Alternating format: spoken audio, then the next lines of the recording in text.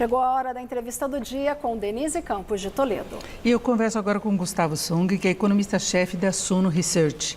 Gustavo, boa noite.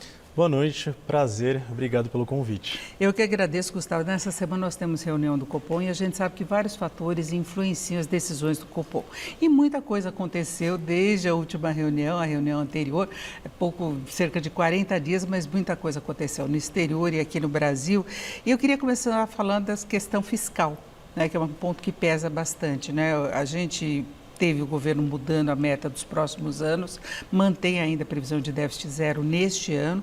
Hoje tivemos até a divulgação do saldo do setor público consolidado, só estados com superávit no mês de março, o governo central com déficit, estatais, os municípios com um número bem ruim.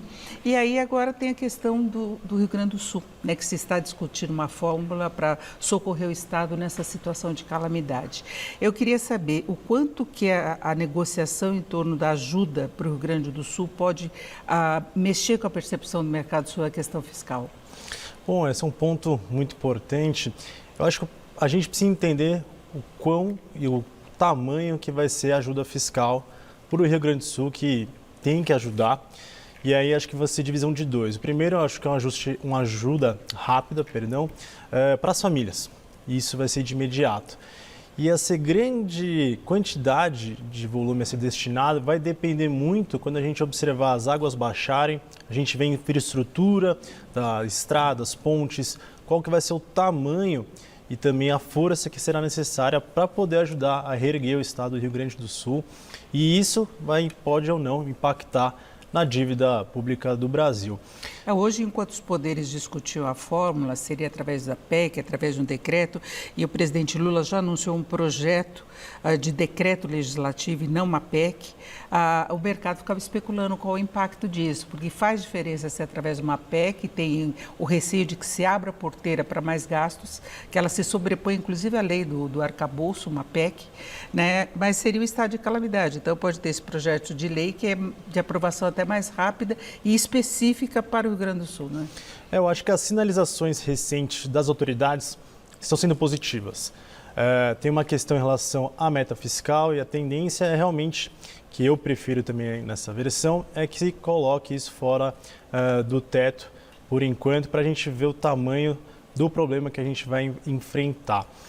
E aí a tendência é que seja mais rápido essa ajuda. Não dá para esperar muito, não né? dá para esperar. É o socorro financeiro mesmo. E é o ponto importante que a gente tem que entender, além do tamanho, tudo bem, se cumpre-se a meta, mas a dívida vai ser impactada em relação a isso. Esse é um grande problema do Brasil hoje, que a dívida segue crescendo. E essa é uma preocupação do Banco Central. Então isso vai entrar de qualquer forma, né? Mesmo que se tire daquele teto de gastos que o governo teria por conta do arcabouço, que haja esse crédito extraordinário, na hora de computar a dívida, entra lá na dívida pública. Vai entrar. Qualquer coisa que é um gasto extra, né, que está sendo realizado de ajuda ou até, no fundo, os estados que não precisam pagar, né? Existe até o projeto ali, um pedido de socorro do Rio Grande do Sul, para não ter que pagar a dívida para a União. Então também pode entrar na negociação. Uma moratória, pelo menos, né? Exato. Então vai depender um pouco da estrutura que vai ser utilizada ali de ajuda, mas de qualquer forma, acho que é importante ressaltar. Para o Copom, para o Banco Central, acho que o ponto principal foi a mudança das metas fiscais realizadas pelo governo, como você bem trouxe. E não trouxe conjuntamente um plano para em relação a essa arrecadação e também para as despesas, para poder melhorar a percepção do mercado em relação ao ajuste das contas públicas, porque a trajetória da dívida vai continuar subindo. E o ponto importante é com essa ajuda ao Rio Grande do Sul, que não sabemos o tamanho que ela vai ser, tende a impactar, independente de onde seja, se pode ser dentro da meta ou fora da meta, a dívida total vai ser pior do que a gente pode imaginar. Até talvez na avaliação do próprio Copom, aquela questão da Moody mudar a perspectiva nota do Brasil é um ponto bem fora da curva no cenário que nós temos atual, não é? A Moody's é a última instituição normalmente a realizar a mudança de nota e, ao meu ver, foi um pouco tardia num timing ruim, porque foi bem depois dessas mudanças das regras fiscais. E aí foi um pouco aí não positivo, apesar de trazer um alívio para o mercado. Agora, uma coisa que chama a atenção, hoje foi divulgado o relatório Focus pelo Banco Central e o mercado já está prevendo que nesta quarta-feira o Banco Central, o Copom, decida um corte menor do que ele mesmo antecipou. Se trabalhava com meio ponto, o mercado já conta com 0,25 na média e, curiosamente, a projeção para o final deste ano está em 9,63%. Na semana passada subiu de 9 para 9,5% e agora 9,63% é o que mostra que o mercado não sabe muito para onde que vai esse juro, né?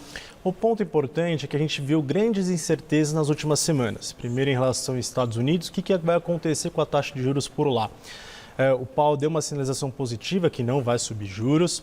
Os últimos dados de mercado de trabalho por lá mostram uma desaceleração que trouxe um certo alívio pré-Copom ali para o Banco Central. Internamente, a gente tem a dúvida em relação ao risco fiscal.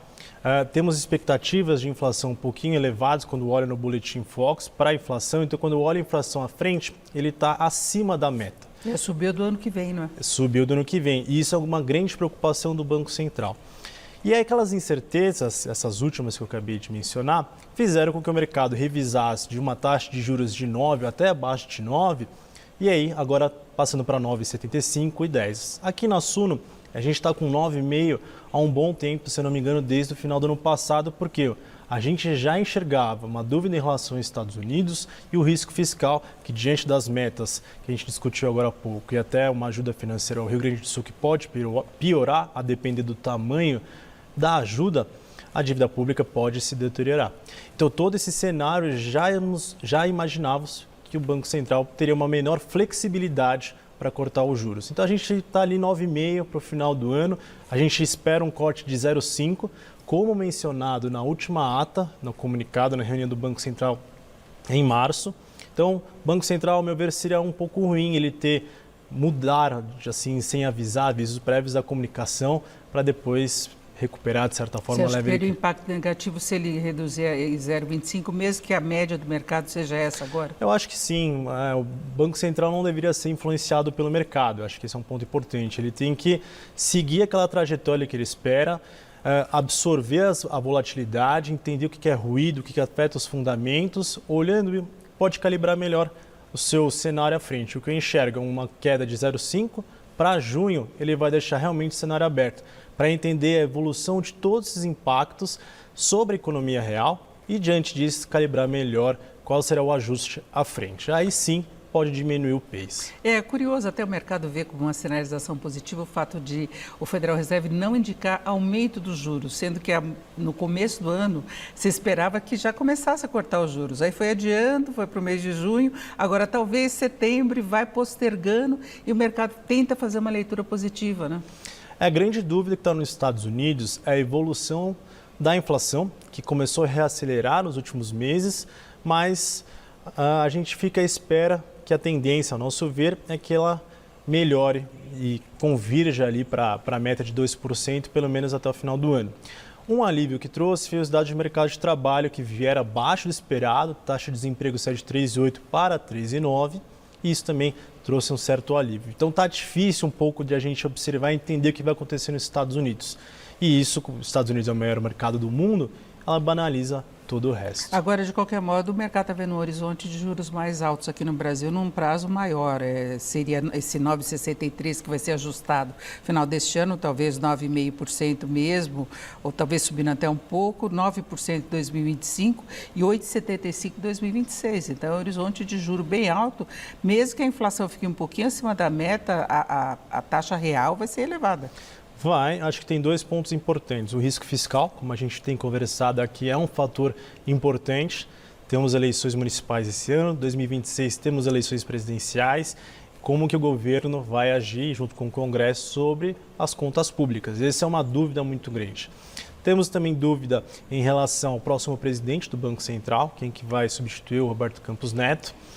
E, de qualquer forma, o Brasil sempre tem um prêmio de risco um pouquinho maior. Então, para poder ancorar e controlar essa inflação, é preferível que se mantenha os juros um pouco mais elevado diante de todas as incertezas. E se olhar no boletim Focus, a taxa de câmbio voltou um pouco a subir e está acima de 5 para os próximos anos. E câmbio mais alto tem impacto também sobre a inflação aqui no Brasil. Exatamente, os juros vão sendo calibrados de acordo com as incertezas que nós temos, pesam os juros dos Estados Unidos, mas também a questão fiscal e agora com essa necessidade de ajuda também no Rio Grande do Sul. Eu agradeço muito a participação do Gustavo Sung, que é economista-chefe da Suno Research. Gustavo, obrigada mais uma vez. Eu que agradeço, fico sempre à disposição. Obrigada. Agora